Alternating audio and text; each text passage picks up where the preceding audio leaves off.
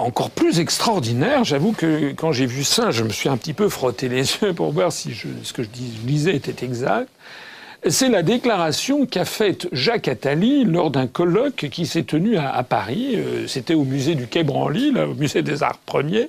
Attali, qui, je vous le rappelle, il y a environ 1 an et demi de cela, était venu et nous avait expliqué aux Français que finalement Emmanuel Macron serait en gros le prochain président de la République et qui d'ailleurs il connaissait qui serait après lui. Bon, c'est d'ailleurs à partir de ce moment-là qu'on a eu droit au grand lancement de l'opération de marketing Macron. Eh bien là, ce qui s'est passé est assez drôle, enfin est assez incroyable, puisque Jacques Attali a été interrogé lors de ce colloque et quelqu'un lui a posé comme question de quoi Emmanuel Macron est-il le nom ?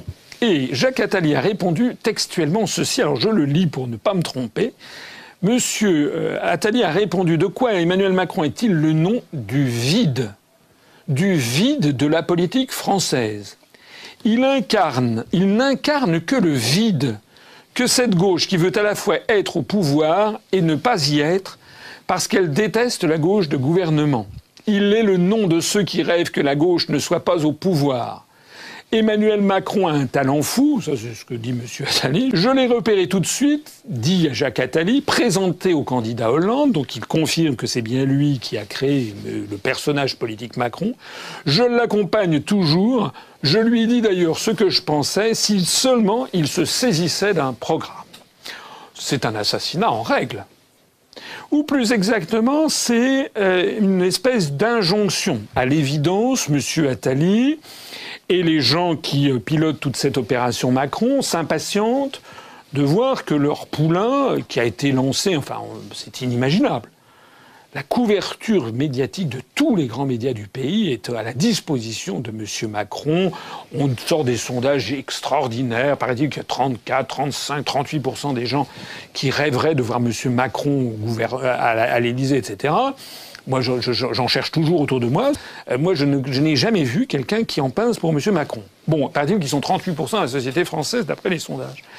Mais on voit bien que cette oligarchie commence à s'impatienter de voir que ça tarde, que la mayonnaise tarde à prendre et que l'opération En Marche, elle fait plutôt du surplace, je le disais la dernière fois. Alors c'est à ce moment-là qu'est arrivé un nouveau développement sur lequel il faut quand même porter un regard lucide. Le nouveau développement,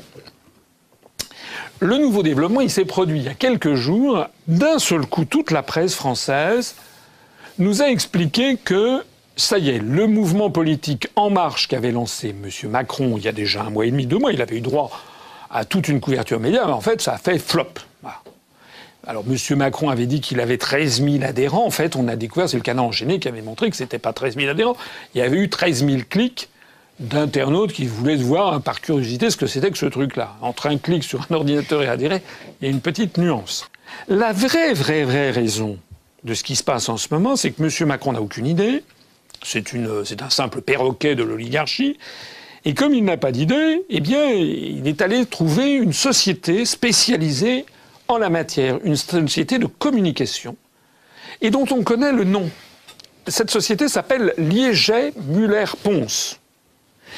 Et il y a un journaliste, que j'ai d'ailleurs déjà cité, je crois, dans un entretien antérieur, Meurice, de France Inter, et qui a révélé au public ce que tous les journalistes politiques français savent, mais n'osent pas dire. Tous les journalistes politiques français savent ce qui se cache derrière les marchands de Macron.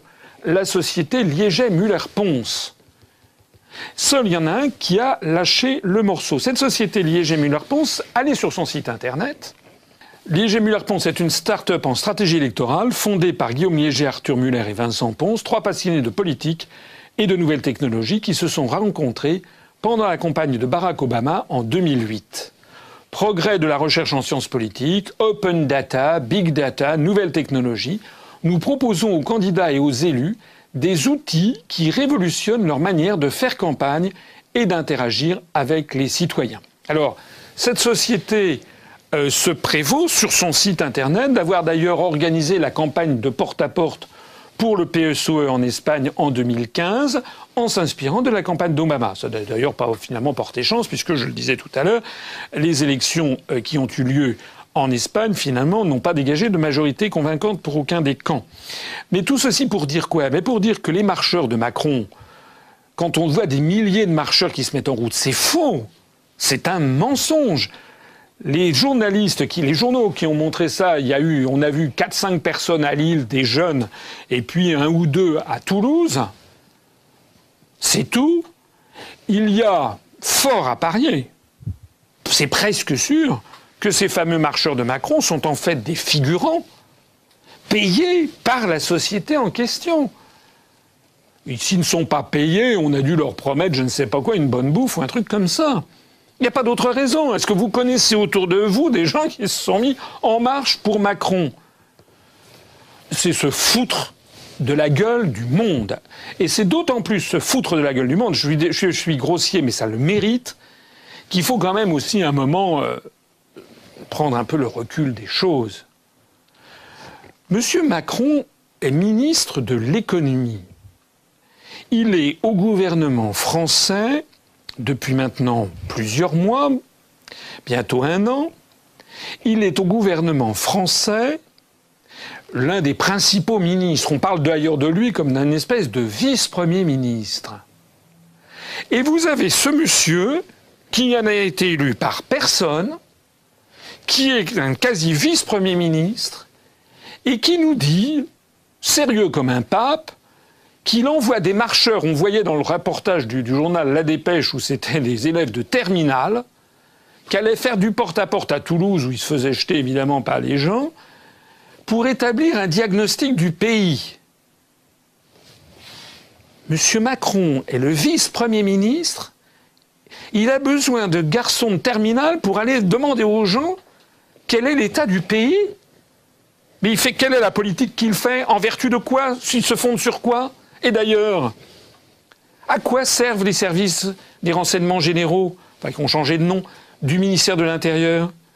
À quoi servent les dizaines et dizaines de milliers de fonctionnaires du ministère des Finances qui sont sous les ordres de M. Macron et qui font remonter constamment à son cabinet des quantités d'informations sur la société française?